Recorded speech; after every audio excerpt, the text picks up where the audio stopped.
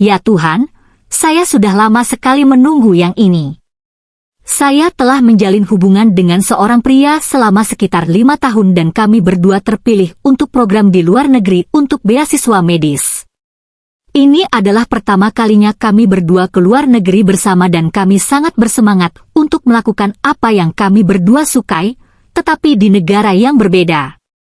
Cara pengaturannya adalah para pria memiliki apartemen mereka sendiri dan para wanita memiliki apartemen mereka.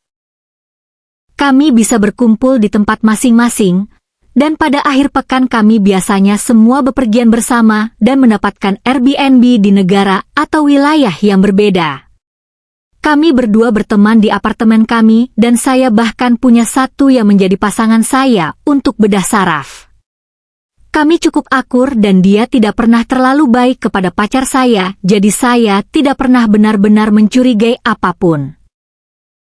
Nah, suatu akhir pekan kami semua memutuskan untuk naik kereta api ke lokasi lain dan menghabiskan waktu di sana. Malam pertama kami di sana saya memutuskan untuk tetap di Airbnb karena saya merasa seperti saya telah tertular sakit perut.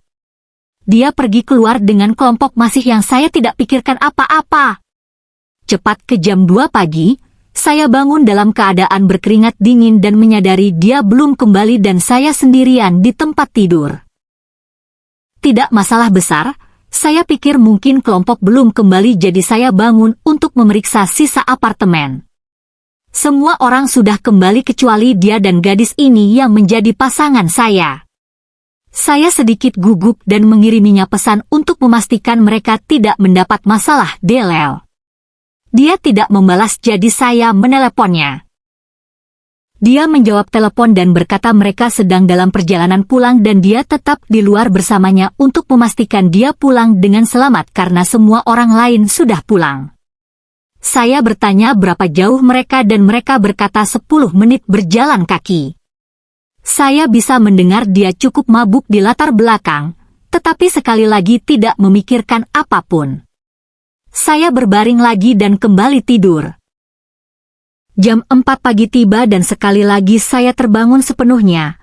Perut saya sangat sakit dan saya menyadari dia masih belum kembali. Saya menelepon lagi untuk memastikan mereka baik-baik saja.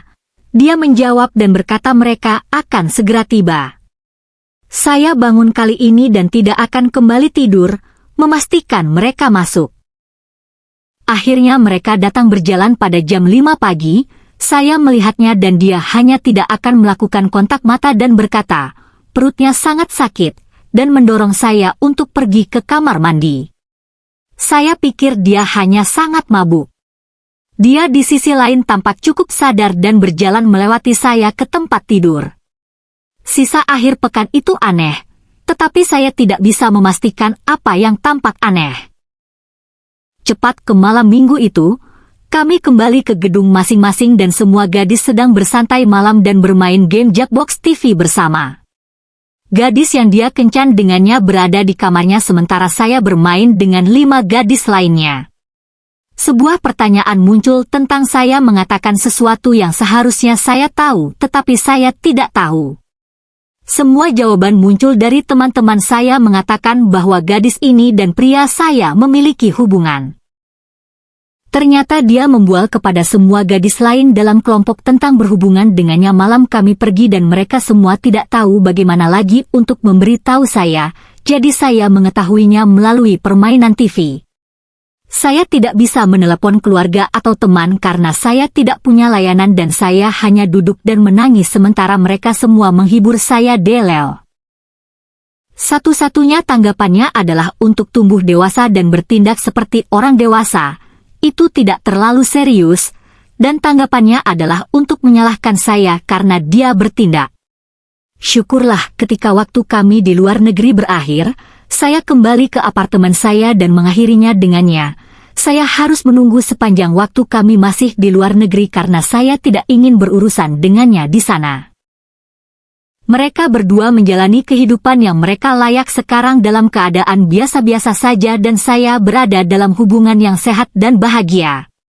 Saya tidak akan lagi mengabaikan bendera merah atau wanita manapun yang menunjukkan minat khusus pada pria yang saya kencani. Untuk Untuk lebih banyak pengakuan kisah nyata dan cerita perselingkuhan, berlangganan saluran ini dan klik pada lonceng notifikasi untuk mendapatkan pembaruan unggahan baru.